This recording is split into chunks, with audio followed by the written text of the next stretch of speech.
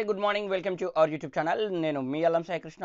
ఈ వీడియోలో నిన్న హైదరాబాద్లో టీఎస్పీఎస్సీ ముట్టడి కోసం ప్రయత్నించడం అనేది జరిగింది. మరి దాని తర్వాత ముఖ్యమంత్రి గారు కీలకమైన భేటీని కూడా నిర్వహించడం జరిగింది. దాంట్లో తీసుకున్న నిర్ణయాలకు సంబంధించిన అప్డేట్స్ గురించి ఈ వీడియోలో మనం డిస్కస్ చేద్దాం. వీడియోలోకి వెళ్ళే కంటే ముందు మొదటిసారిగా మన ఛానల్ని చూస్తున్న వాళ్ళు లేదా మన ఛానల్ ఇప్పటివరకు సబ్స్క్రైబ్ చేయని వాళ్ళు ఎవరైనా ఉంటే సబ్స్క్రైబ్ చేయండి.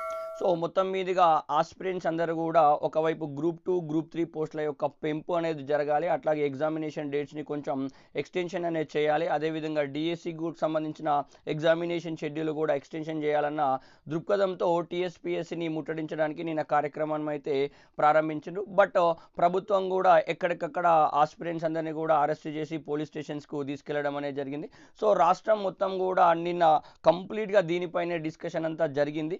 అయితే ప్రభుత్వం కూడా వెంటనే స్పందించి రాత్రి సమయంలో దీనికి సంబంధించిన ఒక కీలకమైన భేటీని కూడా నిర్వహించి ఒకవైపు అధికారులతోటి అదేవిధంగా విద్యార్థి సంఘాల నేతలతోటి ఇతరత్ర అందరితో కలిసి దీనికి సంబంధించిన చర్చ అనేది జరిగింది. మరి ఈ చర్చల నుంచి కొన్ని అంశాలు అయితే బయటకు రావడం జరిగింది. ఇంకా కంప్లీట్ డిసిజన్స్ అయితే తీసుకోలేదు. మరి ఏమేమి నిర్ణయాలు అక్కడ తీసుకునే అవకాశం ఉంది, నిన్న జరిగిన మీటింగ్లోని సారాంశం ఏంది అనేది వివిధ దినపత్రికలలో ప్రచురించిండు. వాటిని ఒక్కసారి గమనిస్తే ఇది ఈనాడు దినపత్రికకు సంబంధించిన అంశం. నిరుద్యోగులకు మేలు జరిగేలా నిర్ణయాలు, ప్రభుత్వ ఉద్యోగాల భర్తీపై కృతనిశ్చయంతో ఉన్నాం, నిబంధనలు ఇష్టం వచ్చినట్లుగా మారిస్తే చట్టపరంగా సమస్యలు, రాజకీయ పార్టీలు స్వార్థపూరిత శక్తుల కుట్రలకు బలి కావద్దని మనకు ఈనాడు దినపత్రికలు రాయడం జరిగింది.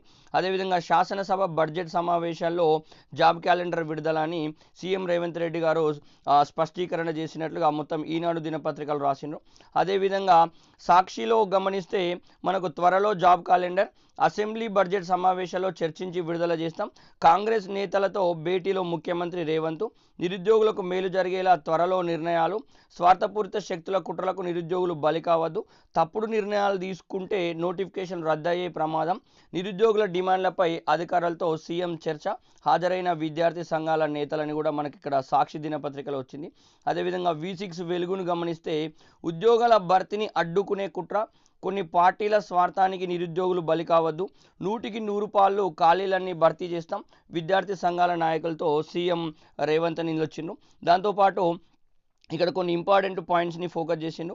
అసెంబ్లీలో చర్చించి జాబ్ క్యాలెండర్ ఇస్తాం, ఇక ఏటా షెడ్యూల్ ప్రకారమే ఉద్యోగాల భర్తీ, డిఎస్సి గ్రూప్ 2 పరీక్ష తేదీల మార్పుపై టీజీపీఎస్సీ అట్లాగే విద్యాశాఖతో చర్చించి నిర్ణయం, నోటిఫికేషన్లు వచ్చాక నిబంధనలు మారిస్తే మొదటికే మోసం, కోర్టుల జోక్యంతో నోటిఫికేషన్ రద్దయ్యే ప్రమాదం ఉందని సీఎం వ్యాఖ్య, ఇప్పటికే నోటిఫికేషన్ ఇచ్చినందున గ్రూప్ 2, గ్రూప్ 3 పోస్టులు పెంచలేమన్న అధికారులు, రూల్స్కు విరుద్ధంగా గ్రూప్ 1 మెయిన్స్కు 1:100ను ఎంపిక చేయలేమని వెల్లడి.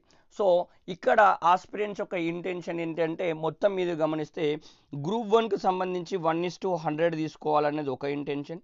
రెండోది ఏంటంటే గ్రూప్ 2, గ్రూప్ 3 పోస్టుల యొక్క పెంపు అనేది జరగాలి, ఎగ్జామ్ డేట్స్ అనేది ఎక్స్టెన్షన్ కావాలి.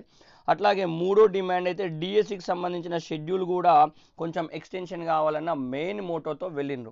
సో నిన్న చర్చ కూడా దీనిపైన జరిగితే ఆ చర్చలో వచ్చిన అంశాలు ఏంటంటే ఫస్ట్ అయితే ముఖ్యమంత్రి గారు ఏమంటారు, శాసనసభ సమావేశాల్లో మేము జాబ్ క్యాలెండర్ అనేది విడుదల చేస్తాం, శాసనసభలో డిస్కషన్ చేసిన తర్వాత జాబ్ క్యాలెండర్ ఇస్తాం, సో ప్రతి ఏటా షెడ్యూల్ ప్రకారమే ఉద్యోగాలను మేము భర్తీ చేయడానికి సిద్ధంగా ఉన్నాం, అది త్వరలో జాబ్ క్యాలెండర్ విడుదల చేస్తామని ఈ ఒక్క పాయింట్ చెప్పడం జరిగింది. ఇది ఎన్నికల మేనిఫెస్టోలో తెలిపిరుగా ఉన్న ఇది ఒక మంచి నిర్ణయం. బట్ దీన్ని డిలే చేయకుండా శాసనసభ సమావేశాల్లో ఖచ్చితంగా డిస్కషన్ చేసి ఒక జాబ్ క్యాలెండర్ రిలీజ్ చేస్తే నెక్స్ట్ ఇయర్కు సంబంధించిన ఒక హోప్ అనేది అయితే క్రియేట్ అవుతుంది.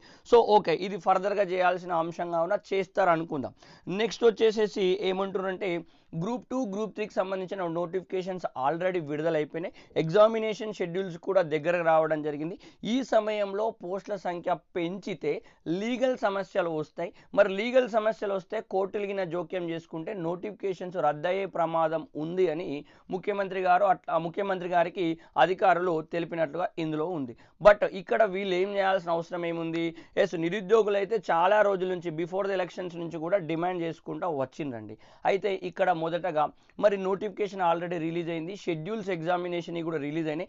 ఈ సమయంలో పోస్టుల సంఖ్య పెంచొచ్చా పెంచరాదా? ఫస్ట్ నోటిఫికేషన్లో మనం ఏమైనా మెన్షన్ చేసినామా, పోస్టుల సంఖ్యలో మార్పు జరగడానికి ఆస్కారం ఉన్నట్లు ఏమైనా మెన్షన్ చేసినామా చేయలేమా అనేది మాత్రం నోటిఫికేషన్లో చూసుకోవాలి. నోటిఫికేషన్లో కొన్ని నిబంధనలు పెట్టారు కదా, ఆ నిబంధనలో ఈ పాయింట్ ఉందా లేదా క్రాస్ చెక్ చేసుకోవాలి. దెన్ ఒకవేళ ఆ పాయింట్ ఉంటే 100% వాళ్ళు పెంచాల్సిన అవసరం అయితే ఉంది. ఒకవేళ ఆ పాయింట్ లేకపోతే, ఒకవేళ పెంచితే లీగల్గా ఏమైనా సమస్యలు వస్తాయనేది లీగల్ ఒపీనియన్ అయితే తీసుకోవాల్సిన అవసరం అనేది ఉంది. ఒకవేళ లీగల్ ఒపీనియన్ తీసుకొని పెంచితే ఎట్లాంటి ఇబ్బంది లేకపోతే పెంచితే ఒక పని అయితే అయిపోతుంది. ఎందుకోసం అంటే మళ్ళీ జాబ్ క్యాలెండర్లో ఎన్ని పోస్టులు ఉంటాయో ఏముంటాయో ఎస్ అనేది తెలియదు. చాలా సంవత్సరాల నుంచి 2016 తర్వాత మళ్ళీ ఇప్పుడే గ్రూప్ 2 కావున చాలా సంవత్సరాల నుంచి ప్రిపేర్ అవుతున్న వాళ్ళు ఉన్నారు కావున త్రుటిలో మిస్ అయ్యే వాళ్ళకు కూడా ఒక అవకాశం అయితే ఇక్కడ లభిస్తుంది. కావున ప్రభుత్వం పెద్ద మనసుతోటి లీగల్గా సంప్రదించి ఎట్లాంటి ఇష్యూస్ లేకుండా నోటిఫికేషన్స్కు అడ్డం లేకుండా కంపల్సరీగా పోస్టుల సంఖ్య పెంచితే అయితే బాగుంటుందండి. మరో నోటిఫికేషన్ కోసం ఎదురు చూడకుండా మరో కొన్ని రోజులు ప్రిపేర్ కావాల్సిన పరిస్థితి ఆస్పిరెంట్స్కు రాకుండా ప్రభుత్వం మంచి నిర్ణయం తీసుకుంటే బాగుంటుంది. అదేవిధంగా గ్రూప్ 1కి సంబంధించిన విషయం అయితే నోటిఫికేషన్లో తెలిపినట్లుగా ఎంతమందిని తీసుకోవాలో అంతమందిని తీసుకోవాలనుకుంటారు.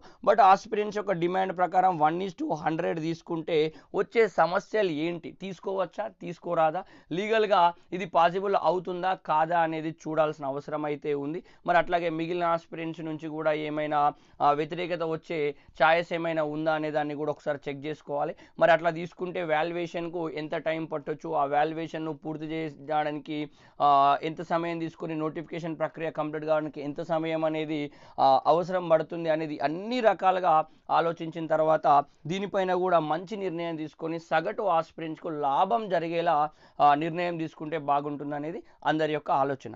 అదేవిధంగా డిఎస్సికి సంబంధించింది వాస్తవంగా ఇక్కడ ఏం జరిగిందంటే, టెట్ ఎగ్జామినేషన్ జరిగిన తర్వాత చాలామంది గతంలో టెట్ క్వాలిఫై కాని వాళ్ళు క్వాలిఫై కావడం జరిగింది. అయితే దానివల్ల వాళ్ళకు ప్రిపరేషన్కు కొంచెం టైం అనేది దొరకట్లేదు. అట్లాగే చాలామంది ఆస్పిరెంట్స్ మొన్నటి వరకు టెట్ మీదే ఫోకస్ చేసిండు. టెట్ తర్వాత వెంటనే డిఎస్సి షెడ్యూల్ అనేది తొందరలోనే రావడం వల్ల ఇక్కడ కూడా కొంచెం టైం గ్యాప్ తక్కువగా ఉంది. అట్లాగే దీంట్లోని కొంతమంది ఆస్పిరెంట్స్ ఆ గ్రూప్ 2 ఎగ్జామినేషన్స్ రాసే అవకాశం ఉన్నందున ఈ డిఎస్సికి సంబంధించిన షెడ్యూల్ని కొంచెం ప్రొలాంగ్ చేస్తే బాగుంటుంది. 1 నెలనో 2 నెలలో కొంచెం ఎక్స్టెన్షన్ చేస్తే ఇంకా ప్రిపరేషన్కు పరిపూర్ణమైన టైం దొరుకుతుంది అనేది మరొక రకమైన వాదన అయితే ఉంది. సో దీనికి సంబంధించిన అంశాలపైన నిన్న మీటింగ్లో ఏమన్నానంటే టీజీపీఎస్సీ తోటి అట్లాగే విద్యాశాఖతోటి డిస్కషన్ చేసి ఎగ్జామినేషన్ డేట్స్ని మాత్రం మేము పరిశీలిస్తామని తెలపడం అయితే జరిగింది. సో దాదాపుగా ఈ ఎగ్జామినేషన్స్ ఎక్స్టెన్షన్ జరిగే అవకాశాలు అయితే ఇది పెద్ద విషయం కానే కాదు. ఇటు విద్యాశాఖ కావచ్చు, అటు టీజీపీఎస్సీ కావచ్చు, వాళ్ళు ఆ నిర్ణయం అయితే తీసుకోవచ్చు. బట్ మిగిలిన అంశాలు మనం ఏవైతే డిస్కస్ చేసినామో వాటిపైన లోతుగా చర్చించి ఎట్లాంటి సమస్య లేకుండా సగటు ఆస్పిరెంట్కు లాభం అయ్యేటట్లు చేస్తే బాగుంటుందనేది అందరి యొక్క ఆలోచన. నిన్న చేసిన పెద్ద మొత్తంలో ఆ ధర్నా కావచ్చు లేదా ముట్టడి కోసం కావచ్చు చేసిన ప్రయత్నం వల్ల ప్రభుత్వం అనేది స్పందించింది. నిన్న స్పందించినట్లుగానే నిన్న మీటింగ్లో తీసుకొచ్చిన డిసిషన్స్ మాదిరిగానే పర్టికులర్గా వీటిపైన వీలైనంత తొందరగా చర్చ జరిగి వీలైనంత తొందరగా నిర్ణయాలు తీసుకుంటే సగటు ఆస్పిరెంట్స్ కొంచెం ఊపిరి తీసుకునే ఆస్కారం అయితే ఉంటుంది. ఎందుకోసం అంటే నిన్నటి ఇష్యూ వల్ల రాష్ట్రం అంతా కూడా ఆస్పిరెంట్స్ అందరూ కూడా ఒక గందరగోళానికి గురైన పరిస్థితి అయితే ఉంది. మరి పోస్టులు పెరగాయా, ఎగ్జామినేషన్ డేట్స్ అనేవి ఎగ్జాక్ట్లీ షెడ్యూల్స్లో ఉంటాయా ఉండయా అనే ఒక క్లారిటీ అయితే కావాల్సిన అవసరం అయితే ఉంది. ఇటు విద్యాశాఖ కావచ్చు, అటు టీజీపీఎస్సీ కావచ్చు పరిపూర్ణమైన డిసిషన్ తీసుకొని దాన్ని ఆస్పిరెంట్స్కి తెలిపితే అందరూ కూడా దానికి లోబడి తమ యొక్క ప్రిపరేషన్ని ముందుకు తీసుకెళ్తారని ఆశిస్తున్నారండి. మరి ఇటు ప్రభుత్వం కానీ, అటు టీజీపీఎస్సీ కానీ, విద్యాశాఖ కానీ, అదేవిధంగా మరోవైపు ఆస్పిరెంట్స్ ఎట్లాంటి నిర్ణయాలు తీసుకోబోతున్నారనేది మాత్రం మనం ముందు చూడాల్సిన అవసరం అయితే ఉంది. ఈరోజు వచ్చిన ఈ 3 దినపత్రికలోని సారాంశాన్ని అయితే నేను క్లియర్గా మీ ముందు అయితే ఉంచడం అయితే జరిగింది. సో ఇంకా ఏదైనా అప్డేట్ కానీ ఈరోజు సాయంత్రం వరకు మనకు వస్తే దాన్ని ఎప్పటికప్పుడు నేను మీ ముందుకు తీసుకొచ్చే ప్రయత్నం అయితే చేస్తాను. ఇట్లాంటి ముఖ్యమైన అప్డేట్స్ ఎల్లవెల్ల పొందాలంటే మన ఛానల్ని ఫాలో అవ్వండి. వీడియో నచ్చితే లైక్ చేయండి, షేర్ చేయండి. మన ఛానల్ని ఇప్పటివరకు సబ్స్క్రైబ్ చేయని వాళ్ళు ఎవరు ఉంటే సబ్స్క్రైబ్ చేయండి. Thank you so much. జై హింద్.